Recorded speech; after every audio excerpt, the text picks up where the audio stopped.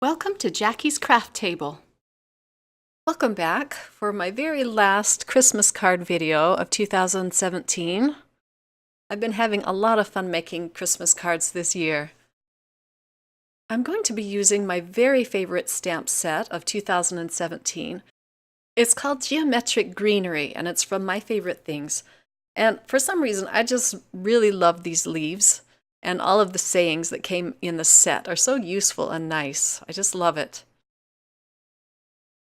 It's going to be a very simple card, but very elegant. And I'm just stamping 4 of the little leaves from this set onto some green cardstock.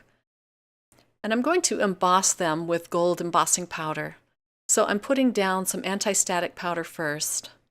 I ended up making several of these cards. They were just fun to put together. Here's my Versamark ink, and I'm just applying that heavily to the stamps.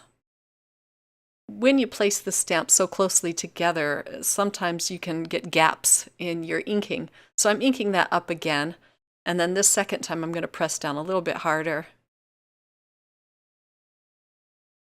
The embossing powder I'm using on this panel is Simon Says Stamp Antique Gold. And I'm just applying that liberally and then catching it with a piece of typing paper so that I can funnel it back into the bottle. This stuff does seem to last forever. There were a few strays, so I'm just using a dry paintbrush just to brush them off. Now for the fun part. I never get tired of watching this powder melt when I bring my heat tool to it. It turns so bright gold once it's melted. It's so pretty.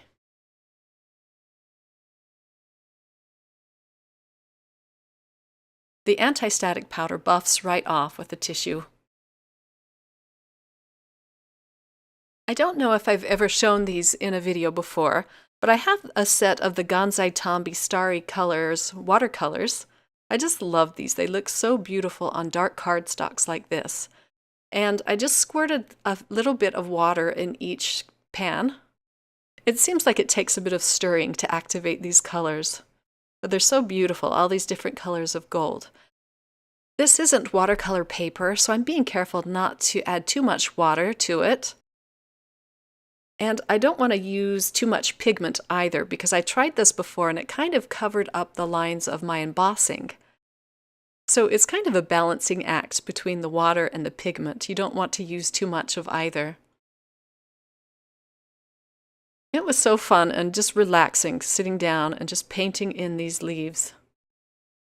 And you could go ahead and paint in each segment a different color of gold. That would look really pretty, and it would be easy to do because of the embossing. The lines of the embossing kind of hold in the water. But I just wanted to keep it simple, so I'm coloring each leaf with a different color of gold. I'm really loving my black velvet watercolor brushes. They do hold a lot of water, so I just kind of squeeze out some of the water on the edge of my pans.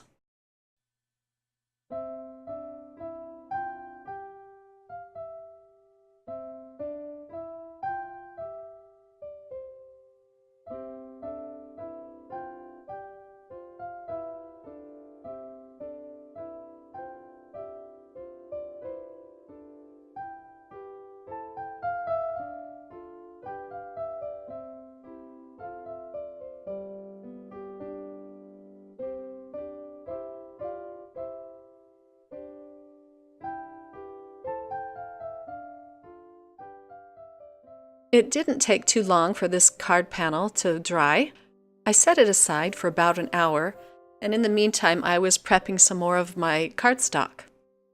I'm going to show you some beautiful Gina K cardstocks that I recently purchased.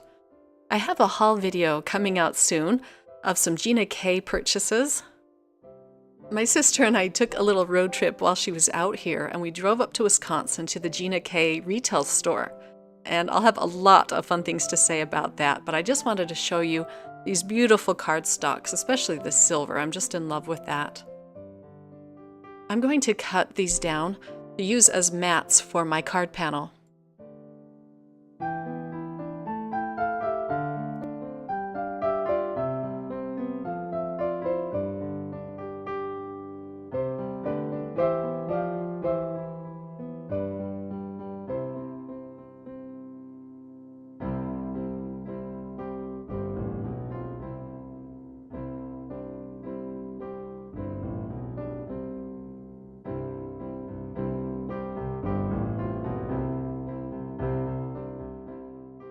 I do end up using a lot of dot liner on this card, but it was worth it in the end. I just love how this card turns out.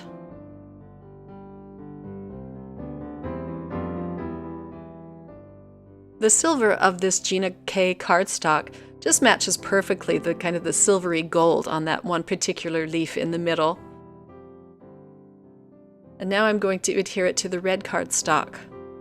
But first I'm going to add a red ribbon around the bottom of this card panel. I'm using my tweezers just to kind of hold the ribbon in place so that I can tie a double knot. And then I can tie the bow. I don't want this ribbon shifting when the recipient tries to take it out of the envelope, so I'm going to use some tape on the back, just some regular Scotch tape, and I'm also going to use a little sticky dot right behind the bow. I'm going to scrape that off with my craft knife and then apply that right under the knot of the bow.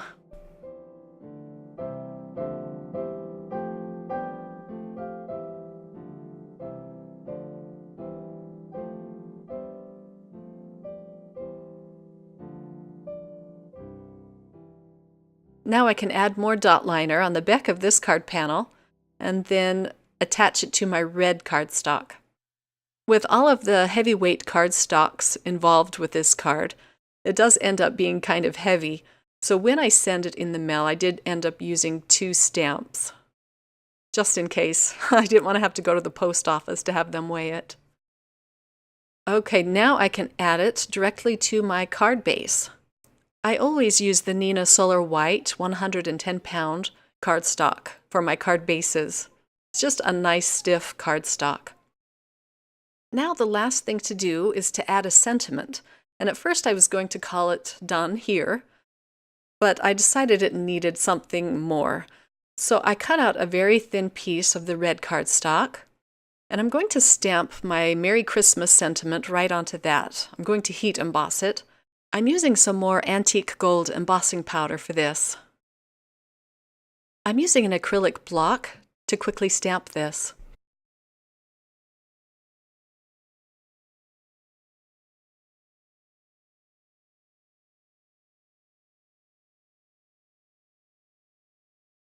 Now I can trim down my sentiment strip. I'm going to cut this end into a banner, and I just cut down the middle and then cut the corners up to the slit, and it just makes a perfect little banner. Now I can use a little more dot liner, and my card is done. I love all of the gold embossing powder and the different colors of gold paint on this card. It just makes it fun to look at. Please like this video and subscribe to my YouTube channel. You can also click on the bell if you'd like to be notified when I publish a new video. And don't forget to share this video on your favorite social media. I hope you all have a wonderful holiday. A very Merry Christmas to all of you, and I'll be seeing you again in my next card video. Thank you for watching. Bye!